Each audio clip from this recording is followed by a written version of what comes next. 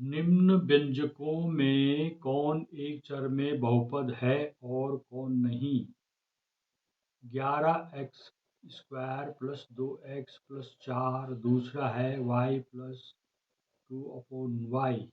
इसमें हमने बहुपद पता करना है, ये बहुपद है कि नहीं। 11x⁻2 - 2x 4 एक बहुपद है, क्योंकि प्रत्येक पद में x की घात पूर्ण संख्या है। पूर्ण संख्या माने इधर बगल में लिखा है पूर्ण संख्याएं, शून्य और प्राकृत संख्याओं का समूह मिलकर पूर्ण संख्याओं का संग्रह बनाता है। 0, 1, 2, 3, 4। अगला है y + 2/y बराबर y + 2y⁻⁻1। यह बहुपद नहीं है, क्योंकि दूसरे पद में y की घात पूर्ण संख्या नहीं है। बहुपद किसे कहते हैं? ऐसे बीजीय व्यंजक को बहुपद कहते हैं जिसमें चर राशि का घातांक धनात्मक पूर्णांक हो, पदों की संख्या सीमित हो और चर राशि का गुणांक एक वास्तविक संख्या हो। परिमेय व अपरिमेय संख्याएं छांटिए। √23, √225, 0.3796 और चौथा है 1.10, 100, 100, 1। परिमेय संख्याएं कौन होती हैं? परिमेय संख्याएं ऐसी संख्याएं जो p/q के रूप में हों और जहां p और q पूर्णांक हो, q बराबर 0 नहीं हो, परिमेय संख्याएं कहलाती हैं। इसके उदाहरण है जैसे 1, 2, 2/3, -5/12, 0, -2, √25, 0.2, 1.333।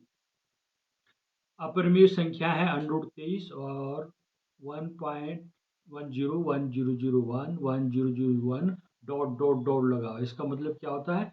इसका शेषफल 0 नहीं आता, ये इसमें भाग कभी खत्म नहीं होता भाग का जाना। अपरिमेय संख्याएं ऐसी संख्याएं जिनका दशमलव प्रसार अशांत अनावर्ती हो, अपरिमेय संख्याएं कहलाती है। इन संख्याओं को p/q के रूप में व्यक्त नहीं किया जा सकता। ठीक है, इस तरह से इसको समझ।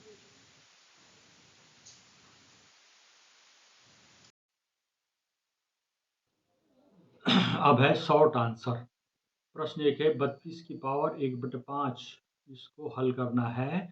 तो हमने 32 के अभाज्य गुणनखंड करने। 32 के अभाज्य गुणनखंड क्या होंगे? 2 का भाग 32 में 2, 2 एकम 2, 2 छक्का 12, 2 का भाग 32 में देखिए 16 आया, फिर 2 का भाग 16 में देंगे 8 आया, 2 का भाग 8 में देंगे 4 आएगा, 2 का भाग 4 में देंगे 2 आएगा। तो इसके अभाज्य गुणनखंड हो गए 2 × 2 × 2 × 2 × 2, 5 बार। 2 की पावर 5 × 1/5, तो 2 की पावर 5 × 1/5 को 5 से 5 कट गया, 2 की पावर 1 आया। इसका उत्तर हुआ 2। अगला प्रश्न है 16 की पावर 3/4, तो 3/4 है। तो यहाँ पर 16 को अभाज्य गुणनखंड करने हैं, जैसे ऊपर किया हमने। ये 4 बार होगा, 2 दूना 4, दूनी 8, दूना 16, तो 2 की पावर 4 × 3/4, 4 से 4 कट जाएगा, 2 की पावर 3 मैंने 2 दूना 4, दूना 8। निम्न व्यंजकों में कौन चर में बहुपद है और कौन नहीं है? इसको मैंने पहले स्लाइड में ये समझा दिया है। ठीक है। प्रश्न 4 है समांतर चतुर्भुज के गुण। समांतर चतुर्भुज की सम्मुख भुजाएं बराबर होती हैं।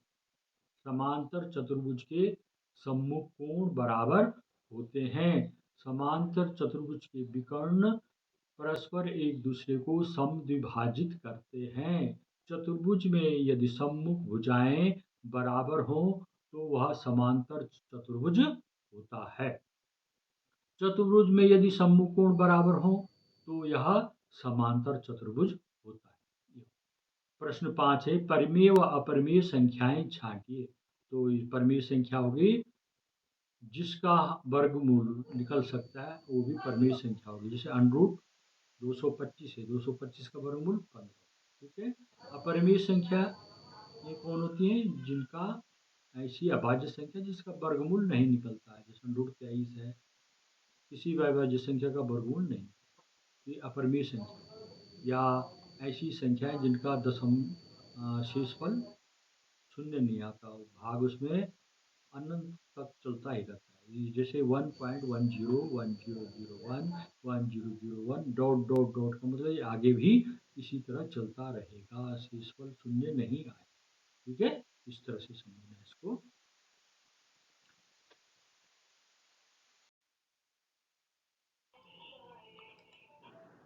अब है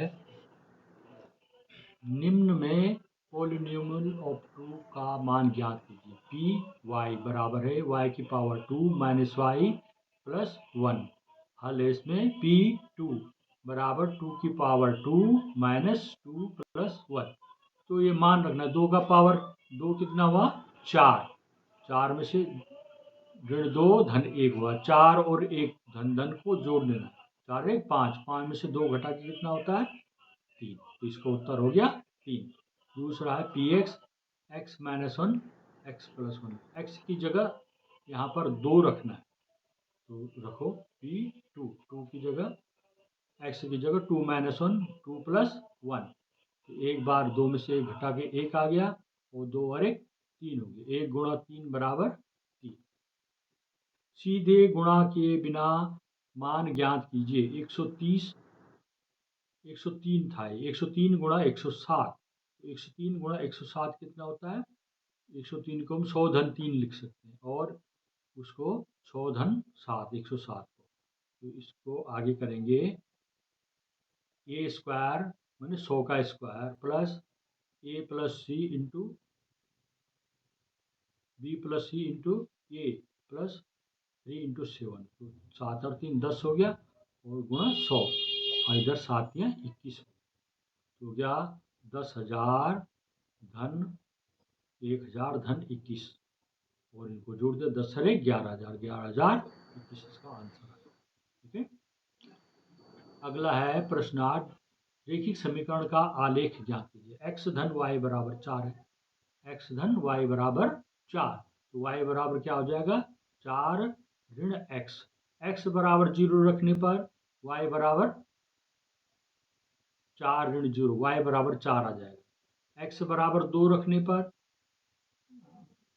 वाई बराबर 4 ऋण 2, वाई बराबर 2, एक्स बराबर 4 रखने पर वाई ऋण 4, 4 ऋण 4 बराबर 0 हो जाएगा। अतः बिंदु क्या होंगे 0 4 2 2 4 0, इसका आलेख खींच रखा है नीचे, इस तरह से हमने ये आलेख खींचना है, ये एक रेखिक समीकरण। ठीक है, इसको इस तरह से करना है।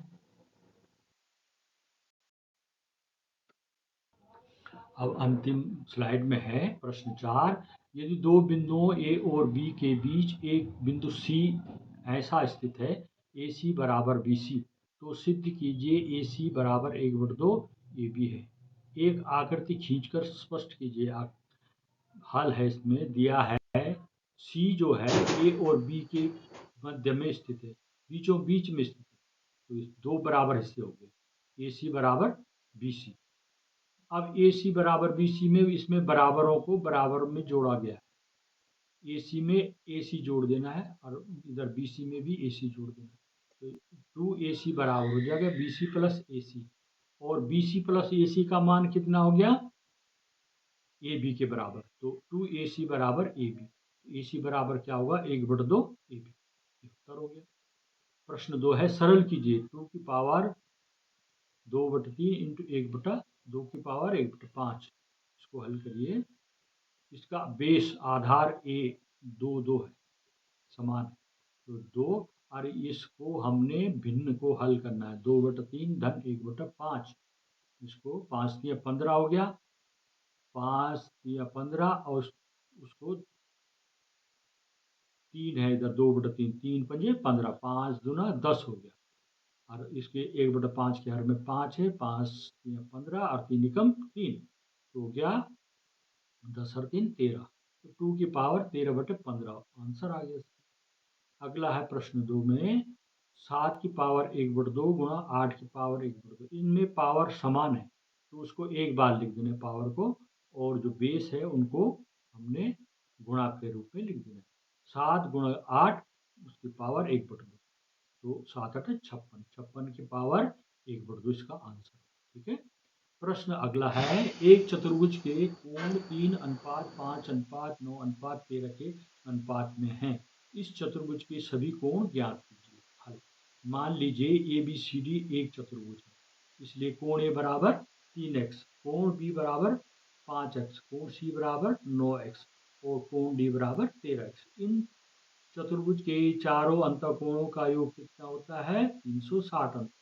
तो हो गया कोण ए प्लस कोण बी प्लस कोण सी प्लस कोण डी बराबर 360 अंक। इनके मान हो गए 3x धन 5x धन 12x धन 9x धन 13x। इन सबको जोड़ को 30x हो गया। 30x बराबर 360, x बराबर क्या हो गया? 360/30। 0 0 कट जाएगा तो 36/3 हो जाएगा। 3 का भागा 36 में दो, 3 एकम 3, 3 दूनी 6, कितना आया? 12। ठीक है, 12 आ गया। अब x बराबर 12 अंश हो गया, तो कोण ए का मान क्या हो जाएगा? 3x में 3 गुणा 12, 12 तिया 36। तब है कोण बी बराबर 5x, 5 गुणा 12, 12 पंजे 7। कोण सी बराबर 9x, 9 गुणा 12, 12 नमा 108 अंश। और कोण डी बराबर 13x, 13 गुणा 12 मैंने 156 अंश। अतः दी गई चतुर्भुज के कोण क्रमशः क्या हैं? 36 अंश, 60 अंश, 108 अंश और 156 अंश। इस तरह से ये जो शॉर्ट आंसर हैं, इन सब की तैयारी करनी है, अच्छी तरह से इन लोग हल करके का अभ्यास करना है। ठीक है।